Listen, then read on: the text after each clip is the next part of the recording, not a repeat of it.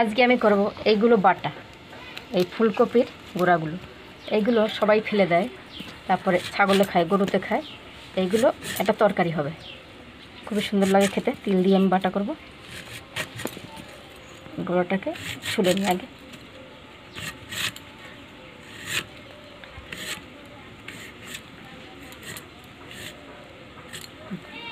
এটাকে আমি সেদ্ধ করব, সেদ্ধ করে আবার বাটবো।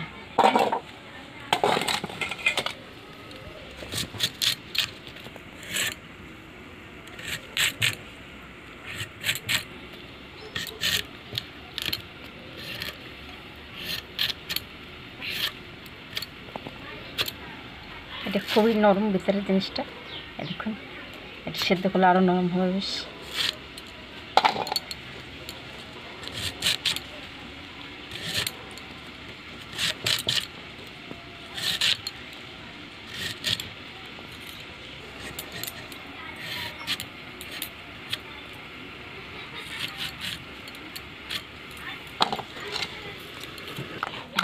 আমি সবগুলোই এই গোড়াগুলো কেটে নিলাম, কেটে নিয়ে এবার আমি সেদ্ধ করবো। এগুলো সেদ্ধ করে আমি এই তেল দিয়ে, তেলটাও আমার ভাজা হয়ে গেছে অবশ্য, আর শুকনো লঙ্কাগুলো ভেজে নিয়েছি, তেল ছাড়াই ভেজেছি এগুলো, শুকনো কড়াইতে ভেজে নিয়েছি। এটা সেদ্ধ করে এবার বাটা করবো, খুব সুন্দর লাগে খেতে। এগুলো এটা তরকারি হয়ে যাবে। আমি এই গোড়াগুলো আমি সেদ্ধ করে নিয়েছি, এই দেখুন কত সুন্দর গলে গেছে, আলুর মতো বেশ। এবার আমি এটা বেটে দেবো।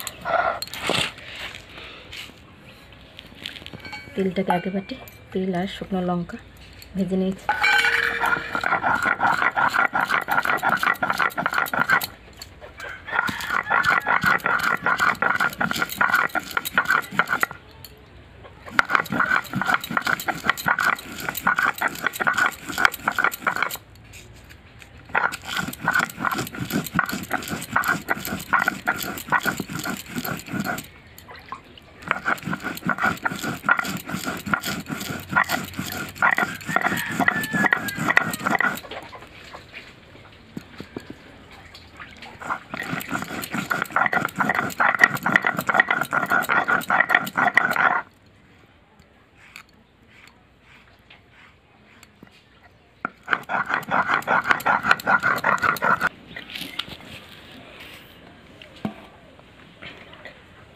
এটাকে আমি নুন দিয়েই সেদ্ধ করে নিই। এটা নুন দেওয়ার কোনো দরকার নেই।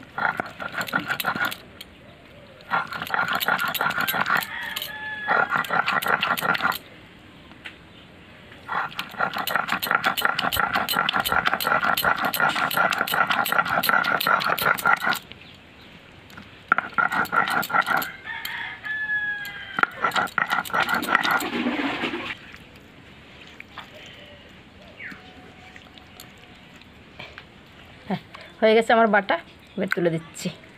এবার ভাত দিয়ে খাওয়া যেতে পারবে। অনেকটাই হয়েছে। এটা কিন্তু রসুনও ভেজে দেওয়া যায়। আমি দিনে আজকে বৃহস্পতিবার, ওই জন্য দিই নাই। রসুনটা দিলে একটু ভেজে আরও টেস্ট হয় খেতে।